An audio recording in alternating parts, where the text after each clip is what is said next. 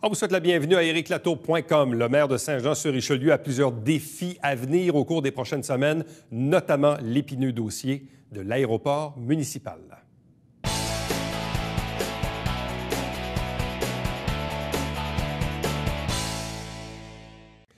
Plusieurs sujets sont à l'ordre du jour. Il y a plusieurs enjeux actuellement du côté de la ville de Saint-Jean-sur-Richelieu. On fait le tour de tout ça avec le maire de Saint-Jean-sur-Richelieu, Michel Fecteau. Bonsoir et bienvenue. Bonsoir, Éric.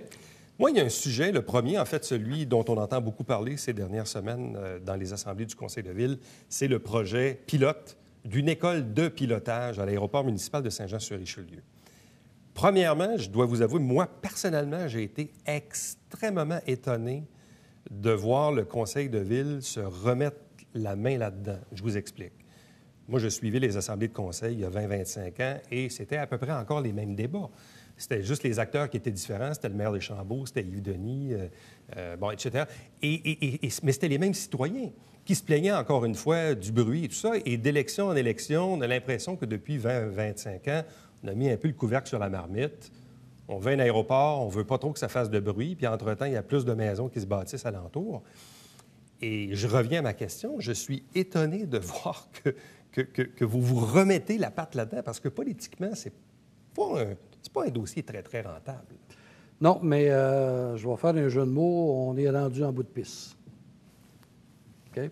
À l'heure actuelle, ce qui ne s'est pas fait durant ces années-là, ça s'est peut-être fait quand je vais juste corriger le tir. Là, on a donné un mandat, OK? Parce qu'on a un nombre de pieds carrés fort intéressant. Puis on a donné un mandat à une firme. Puis j'ai eu quelques échos ce matin, là, qui vont nous sortir, qui vont nous pointer avec ça. Parce que des fois, on ne peut pas y juger jury. OK? On n'a pas regardé avec l'école de pilotage dans le but, là, puis je pense qu'on se connaît, là, de repartir une polémique puis de faire voler plus d'avions, etc., là, loin de là. Par contre, puis je l'ai dit ouvertement à la dernière assemblée publique, je comprends, il y a des citoyens qui restent alentour, mais je suis dans une ville de 95 000 citoyens, et dans le moment, pour continuer à offrir des services de qualité avec un taux de taxation qui est le plus raisonnable possible, c'est impératif qu'à Saint-Jean-sur-Richelieu, on amène de l'argent neuf. Okay? Je ne veux pas nécessairement dire qu'elle va passer par le projet pilote avec Carguaire, mais il reste une chose, il y a Bromont qui essaye de se positionner, il y en a des aéroports régionaux. En tant que maire, puis le conseil, je pense là-dedans, on est à la même place, là, on a décidé, on veut savoir d'ici la fin de l'automne, possiblement, qu'est-ce qu'on va faire. Mais moi, j'ai eu l'occasion, Éric, de parler à des citoyens. Par la suite, à l'Assemblée publique là, qu'on a, on est en train, on avait à gérer du rationnel puis de l'émotionnel. Je comprends les gens qui sont là, beaucoup de respect pour ces gens-là, puis à travers ça. Mais il reste une chose, à un moment donné, là, il va falloir que cette superficie qu'on opère, OK, qu'est-ce qu'on veut définitivement faire avec. Maintenant, parallèlement à ça, au niveau des citoyens, il y a des gens qui ont fait des recommandations. Ce que j'apprécie toujours quand les gens me parlent, ça, c'est constructif. Mais en quoi le projet pilote d'une école de pilotage de Carguaire sur une période de 7 mois va vous éclairer dans vos décisions futures? À partir du moment qu'on sait que le monde de Saint-Edmond-Saint-Lucien, ils n'en veulent pas des mouvements d'avions additionnels. Donc, si on n'est pas capable d'aller chercher des industries, entre guillemets, plus tranquilles, sur de l'entretien d'avions, etc., mais en quoi le projet de Carguaire va vous aider dans votre cheminement décisionnel pour l'aéroport? Très bonne question. Premièrement, le projet de Carguaire, qui est un projet pilote, on sait que... Parce que là, on mélangeait beaucoup de choses, OK? On a entendu des décibels, on a entendu... Tu sais, dans une assemblée publique, tu n'as pas toutes les données. Puis, à un moment donné, à quelque part, j'essaye de diriger une assemblée publique dans le grand respect des citoyens. Puis le but, là, c'est pas de challenger les données qui nous sont apportées. Mais Carguaire, OK? Puis il y a Carguaire, puis il y a King Air aussi, là, parce qu'ils font du transport de personnes. Et on sait que Carguaire va former, son gros noyau, c'est des pilotes chinois. OK? Quand ces pilotes-là sont formés, c'est des gens, ils n'arrivent pas ici 3-4, ils viennent de la Chine. OK? Donc, il y a des retombées économiques qui peuvent être positives. Dans le moment, on ne s'est pas aventuré là parce qu'on a dit, OK, comment ça va se dérouler? Quel genre de citoyen corporatif que Carguaire va être? On sait qu'il y a des essais qui sont faits. On a parlé de silencieux. Moi, ce que j'invite la population à faire, je sais qu'il y a un comité qui est formé, je sais qu'il y a des réunions. OK? À l'heure actuelle, la décision est prise. Là. On va vivre avec jusqu'à l'automne. ce qu'on s'est engagé de faire, et ça, je peux t'assurer que je suis de parole là-dessus, je pense que Carguerre doit tout de suite prendre l'acte, puis on va le rappeler, quand quelque part, là, il y a des balises, puis il ne faut pas que ça dépasse au niveau des bornes. Oui, il y a un contrat, on ne retirera pas le contrat, mais on va être très vigilant sur les normes qu'on a mises. En même temps, j'imagine que ça doit être du monde intelligent. Là. Ils doivent lire les journaux comme tout le monde. Là. Ils doivent sentir qu'ils ne sont pas nécessairement très, très, très bien accueillis dans le quartier. Oui, puis évidemment, je te dirais que quand ça a été présenté chez nous, ils ont commencé par approcher, aller voir les espaces avec l'incubateur, etc. Mais je pense qu'il faut regarder l'ensemble de tout ça. Puis dans le moment, il y a des données, mais qu'est-ce que ça donne de pousser des données si l'essai pilote qu'on est en train de faire, ça n'est pas concluant? Bon. Un des reproches qui a été adressé au Conseil, c'est d'avoir négocié ce contrat-là sans avoir consulté la population au préalable. Il y a eu une soirée d'information, mais les citoyens auraient aimé être consultés avant que la Ville signe. OK. Permets-moi de mettre une chose au point, là, parce que Saint-Jean-sur-Richelieu, dans le moment, là, on vit un phénomène assez exceptionnel comme ville. Là. On a été élus pour prendre des décisions. Saint-Jean-sur-Richelieu, dernièrement, on a été, depuis Champost, une des plus villes qui consulte le plus. Disons que celle-là, oui, ça a peut-être été fait. Je suis capable, je suis un grand garçon. Là, on a une décision d'affaires qui s'est prise. Là, dans le moment, on a dit que parallèlement à ça, on a mis l'étude, puis en même temps, les citoyens, ils ont un comité, puis on va les suivre. Mais je te ferai remarquer que dans le moment aussi, là, on va parler de projet tantôt, on en a une multitude. Là, on vit un phénomène de désinformation un peu partout, là, par certaines catégories de gens. Il faut être prudent aussi quand on parle de consultation, mais on n'a rien caché à la population. La soirée d'information était là, les gens sont exprimés, mais d'emblée, quand on a commencé l'entrevue, tu l'as dit, là, il y a des gens qui demeurent là depuis un bon nombre d'années. Ça peut être une partie de la même clientèle, mais je reçois ce que les gens disent, on est conscient de ça, puis on va y travailler. Bon. L'autre reproche également qui a été adressé au Conseil, c'est sur le type de négociation. Certains ont dit, pourquoi vous n'avez pas fait comme à Saint-Hubert, de l'interdire, je ne sais pas, mais le dimanche, ou d'avoir des plages horaires plus écourtées le samedi, ou de l'interdire les jours fériés. Certains vous ont trouvé plus permissif que l'entente avec Saint-Hubert. Bien, écoute, je vais te répondre un peu ce que M. Berthelot a répondu. C'est parce qu'il n'y a pas juste une piste à Saint-Hubert. OK? J'ai aussi des chiffres qui m'ont été apportés en nombre de décibels, des comparatifs avec Chambly. Après vérification, ce n'est pas 45, c'est 60 et 70.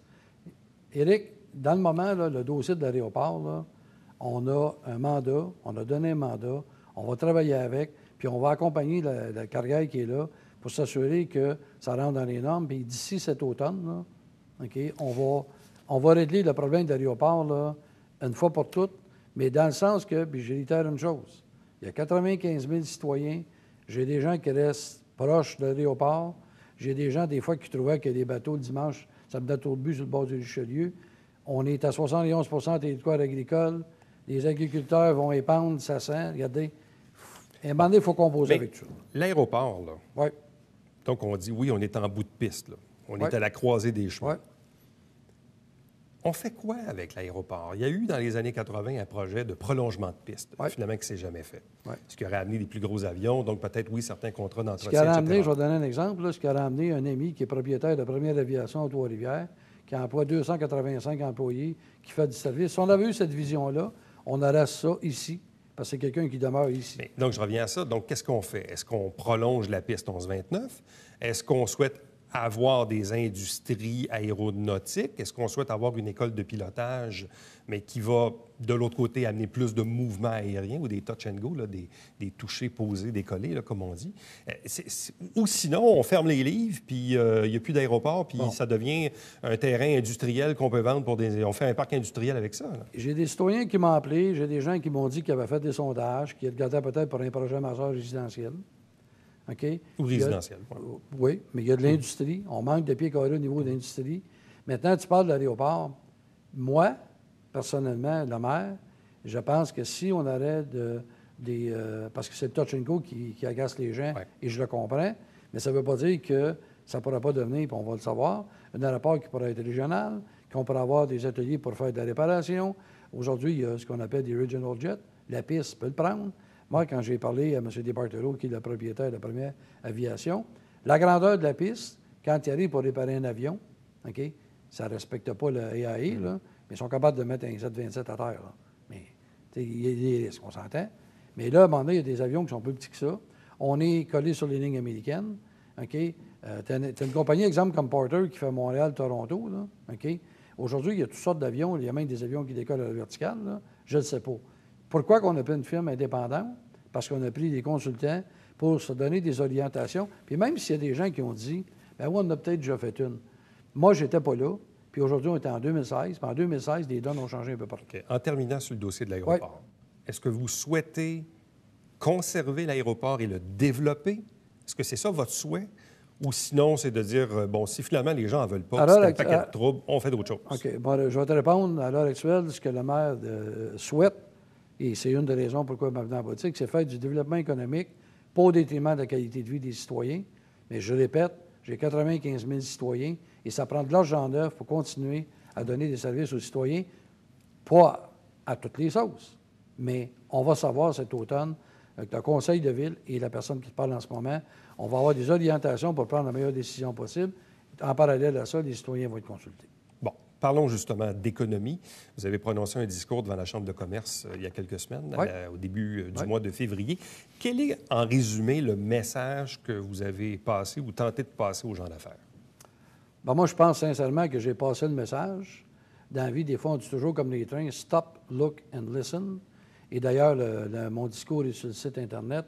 Le message était simple. Après avoir donné mandat à Raymond Chabot-Grant Thornton, le constat qu'on avait fait, les organismes travaillaient en silo, ne travaillaient pas ensemble. Il y avait de la compétition.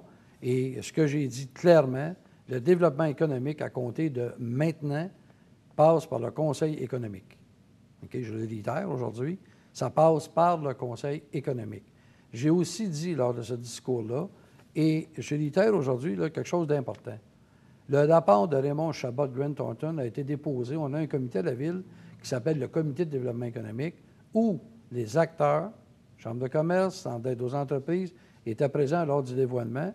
Et Raymond Chabot nous ont dit, la Chambre de commerce, voici ce qu'on pense de l'orientation, le Centre d'aide aux entreprises, on travaille avec des acteurs comme Emploi Québec, le Conseil économique. Maintenant, ce qui a été recommandé, très clair, les gens sont assis à l'entour de la même table. Cessez le travail en silo, travaillons ensemble, assurons-nous que les planifications stratégiques de chaque organisme est connue, OK? Puis à l'heure actuelle, bien important, assurez-vous, ça c'est ce qu'ils nous ont dit, moi comme j'étais président du conseil à l'époque, que les organismes prennent une résolution dans ce sens-là, parce que souvent, dans des organismes, quand la direction change, il y a des fois, la mission change aussi. Bon, je ne sais pas si c'est un mythe ou une réalité. Mais souvent, moi, ce que j'entends depuis des décennies, c'est donc bien compliqué faire des affaires à Saint-Jean-sur-Richelieu. Mm-hmm. C'est fondé ou pas, ça? Moi, je vais t'avouer, franchement, si on regarde les Canada français depuis quelques semaines, là, ça paraît être si compliqué que ça.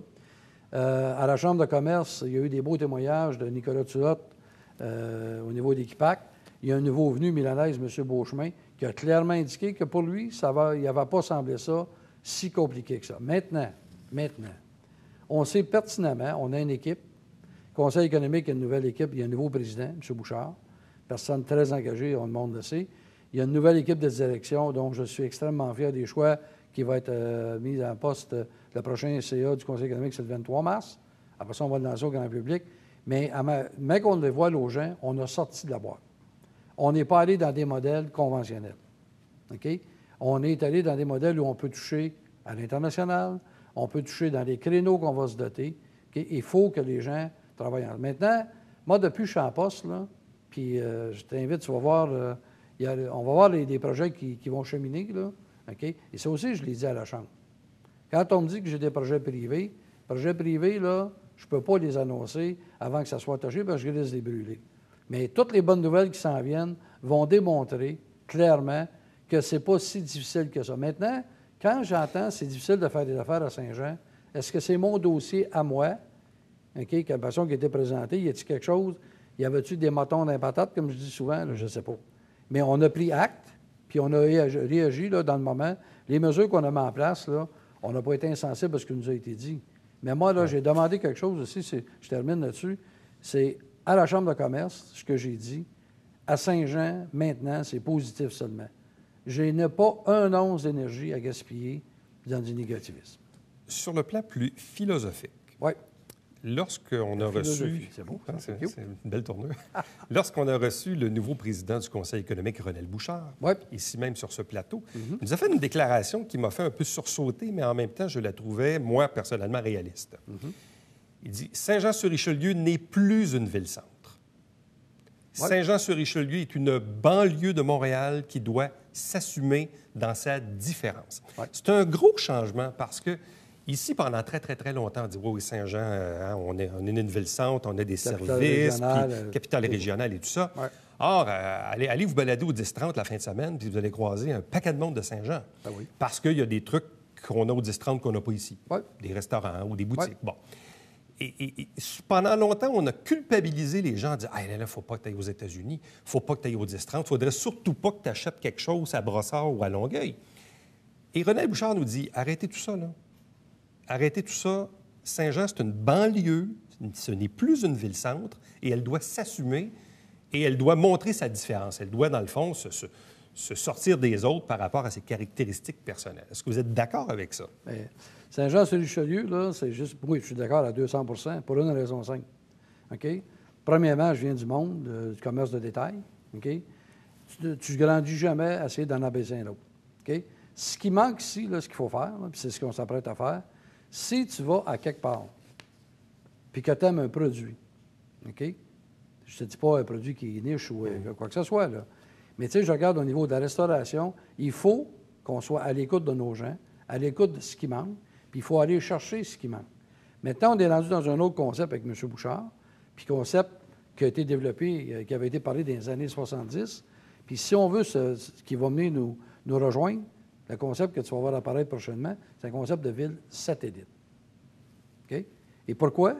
Parce qu'à l'heure actuelle, quand Montréal et Québec veulent tous s'accaparer, il va falloir que des villes comme Saint-Jean, Saint-Hyacinthe, Granby, Joliette, Valleyfield, il va falloir que nous autres, on se positionne Saint-Jérôme, OK, pas se faire cannibaliser. On va assister la semaine prochaine au caucus des cités régionales. Et c'est quelque chose que Saint-Jean va mettre de l'avant puis qu'on va piloter. Pourquoi? Parce que ça, c'est un item. Puis ce concept-là vient de M. Parizeau dans les années 70. Puis lui, il disait à l'époque, puis il n'y avait pas tard, pour avoir une ville satellite, ça te prend 100 000 de population. OK? Est-ce que quand on a fait la fusion ici, est-ce qu'on est allé assez loin? Regarde une chose, Éric, là. Aujourd'hui, juste l'opération journalière d'une municipalité, en termes de coûts, là, masse salariale, ce que le provincial te demande, ce que l'environnement te demande, sécurité publique, l'incendie, OK? Ça monte, c'est effarant les coûts. Alors, si tu te fais imposer par le gouvernement des systèmes d'orientation 10, CMM, etc., que tu ne peux pas faire de densification, là, tu deviens limité dans tes ressources. Tantôt, là, puis moi, j'ai eu des conversations avec des maires, que ce soit Marieville, que ce soit Richelieu, etc., Carignan, les maires commencent à avoir une concerne. Fait que peut-être que ce concept-là, là, on va devoir le réactiver. Dossier du pont Gouin. Que je suis content que tu me parles de ça. Je ne sais pas, parce que lors de votre dernière rencontre, c'était encore Robert Poëti. Il dit bien des affaires là-dessus. Oui, c'est ça. C'était Robert Poëti qui était ministre des Transports qui vous avait dit que la date était prévue, donc c'était la semaine après les Montgolfières, fin août, les travaux commençaient. Oui. C'est encore ça? Je vais dire que je suis content que tu me la poses la question parce que... C'est plus ça? Oui, c'est ça. Okay. Oui, c'est ça. Cette semaine, on attend une lettre du ministère des Affaires du MTQ. Oui. J'ai parlé hier avec des gens au ministère, OK? Et j'ai reçu, j'aurais dû emmener ma lettre, j'ai eu 7 points que Benoît Fortin du Génie qui est en contact avec la division régionale. La lettre que je reçois cette semaine, c'est une lettre consigne qu'on retourne à Jacques Taou, au MTQ. Les protocoles sont faits. Le Conseil des ministres, on a vérifié. D'ailleurs, il y a un Conseil des ministres demain. On a des gens dans la boîte, comme tu sais. Donc, les argents sont là. Dans le moment, on n'est pas sur une période de retard du tout. OK? C'est attaché. Il y avait un document avec PAC Canada. Et ça, j'ai une feuille, là, point par point, là, qui est tout établi. Je l'ai validé. J'ai eu des échos. Puis j'avais dit dans le temps, sois assuré que je vais valider. Maintenant, je veux juste apporter un correctif. Ça fait un petit bout que tu me connais. J'ai déjà eu à travailler quand j'étais à la Chambre avec l'organisation municipale en place. Je n'ai jamais été du genre à m'en aller avec des débats publics. J'ai toujours fait attention pour mordre la main qui me nourrit. Dans le moment, le dossier va bien et je ne sens pas le besoin de crier au loup. Là. Ça avance, mais je veux juste assurer tout le monde qui s'interroge. Je suis un gars de suivi, j'ai gagné ma vie à faire du suivi. Et ça, je le suis de très très près, puis on est en ligne. Donc, les travaux du nouveau pont-Gouin devraient ou pourraient commencer comme prévu à l'automne. À l'automne qui vient. Oui, puis en fait, puis cette semaine, après la rencontre au Conseil des ministres, là, on est là. La lettre, on l'attend d'une journée à l'autre. Autre dossier, tantôt on parlait de l'aéroport et du bruit et tout ça. Il y a un autre dossier dans le secteur de l'Acadie qui est le fameux chantier. Là, on le sait, la saison va commencer bientôt. Là. Puis là, probablement que les gens vont venir au Conseil encore une fois. Est-ce que ce dossier-là a bougé ou c'est le statu quo? Bien, évidemment, je ne pourrais pas élaborer trop tôt parce que c'est un dossier qui est devant les tribunaux. Oui. OK? Il y a eu, moi, j'ai eu un interrogatoire dernièrement. On a parlé aux gens, OK, à l'intérieur de ça. Là, à partir du moment qu'il était là, je ne peux pas, malheureusement, tu le sais, je ne peux pas m'embarquer sur un terrain qui est devant les tribunaux. Mais les citoyens doivent s'attendre à quoi cet été? Le même niveau de bruit? Les citoyens sont très au courant quand les poursuites ont été entamées. Là, OK? En fait, ce que le propriétaire du chantier, lui, conteste notre règlement. OK? Des citoyens, dans les démarches qu'on a faites, on les avait mis au parfum que, à quelque part, le règlement en devenant plus permissif, bien évidemment, la personne réagirait, c'est son droit. Mais pour l'été 2016, là, les gens qui restent là... L'été 2016, je vais essayer de, sans m'en aller trop loin... le niveau d'activité du chantier va être le même? On est censé de passer devant les tribunaux au printemps. OK? Dépendamment de ce que le juge va prendre comme décision concernant notre règlement, est-ce qu'il est là? Bien, je ne peux pas aller plus loin dans ça. OK. Bon, et par rapport justement au chantier, on le sait, bon, son propriétaire, Dr Ouimet, qui est aussi propriétaire de Carrière-Bernier, dans un autre dossier, dans des terrains non loin de l'aéroport, aux limites de l'Acadie, près de la 219, il y a eu une poursuite de Carrière-Bernier en direction de la ville. Et là, au dernier conseil de ville, on apprenait aussi que P. Baillargeon Limité faisait un peu le même genre de poursuite à... Mise en demeure. Mise en demeure, mais quand même. Plus soft un peu. Bon, la question que j'ai envie de vous poser, c'est honnêtement, moi, ça fait 27 ans que je fais le métier, là, ici dans la région, là, et jamais, je n'ai vu la ville de Saint-Jean-sur-Richelieu être en froid avec ses carrières. Qu'est-ce qui se passe avec Baillargeon et Ouimet? Écoute, encore une fois, je vais être prudent dans ce que je vais dire. OK? Tu sais qu'on a eu un premier plan de conservation en 2009. Je n'étais pas là. OK? Il y a eu des démarches pour faire de l'acquisition des boisés. OK? Il y en a qui ne se sont pas complétés. OK? On a eu une grande consultation au niveau des boisés. On a décidé de bonifier le plan puis d'arriver à 90 des boisés avec 71 d'acceptation de la population. Dans le cas de M. Ouimet, OK, je sais qu'il y avait un terrain qui avait fait des débats pour être acquis par la Ville, qui ne l'a pas été. OK? Puis dans le moment, puis je pense que je te l'avais dit la dernière fois que je suis venu ici, on n'a pas dit qu'on ne l'achetait pas. On a dit que dans le moment, on n'avait pas le mandat de l'acheter parce que quand on a fait faire, on a consulté des experts.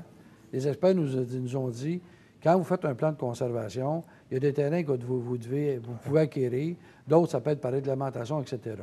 Encore une fois, là, ça, c'est... Et dans le cas de Baillargeon? Bien, dans le cas de Baillargeon, à l'heure actuelle, c'est un terrain qui a des démarches qui avaient été entamées, OK? Puis à l'heure actuelle, l'acquisition ne s'est pas faite parce qu'on a M. Castonguay qui s'occupe de ça n'avait pas le mandat de la Ville de l'acheter.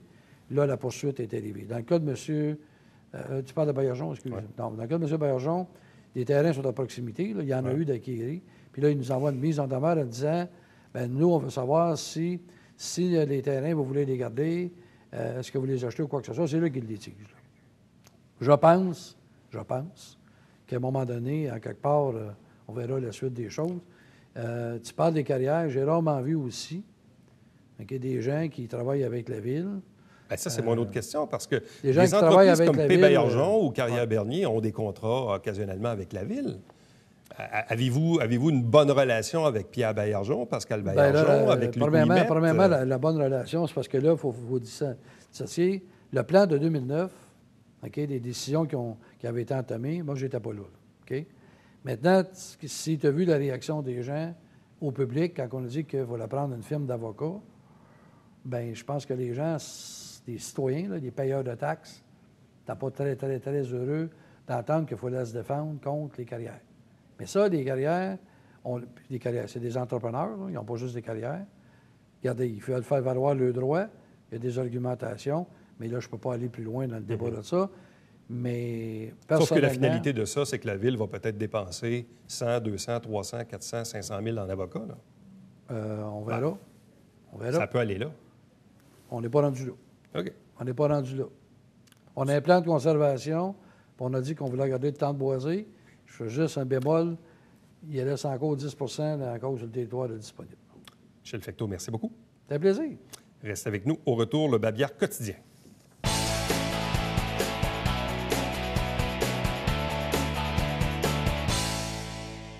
Salut, ici Alexandre Baudouin. Vous savez, on a avancé l'heure en fin de semaine, ce qui veut donc dire que le baseball arrive à grands pas.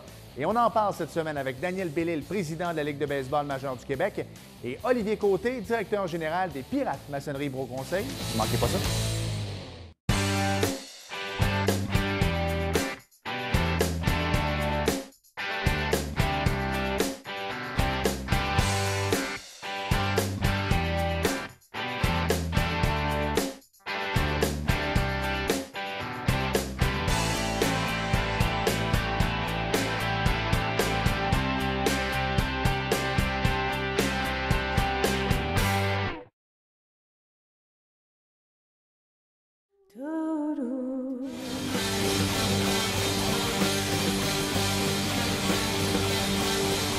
C'est normal aussi de vivre notre non-conformité individuellement quand on est seul, je veux dire, parce qu'en absence de normes.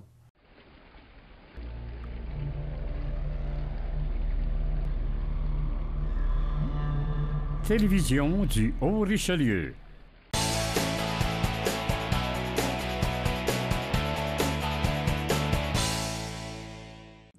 La Ville de Saint-Jean-sur-Richelieu bonifie son offre de services en ligne, notamment, c'est un peu drôle, mais quand même, si vous avez un constat d'infraction par la police de Saint-Jean-sur-Richelieu, vous pouvez désormais le payer en ligne, comme ça se fait d'ailleurs dans plusieurs villes au Québec. Ne manquez pas notre télébingo, c'est à tous les dimanches matin, 9h30 en direct, avec 3 500 $ en prix. La carte pleine est à 2 000 $. Et nous, notre prochain rendez-vous, il est bien sûr demain. Bye-bye.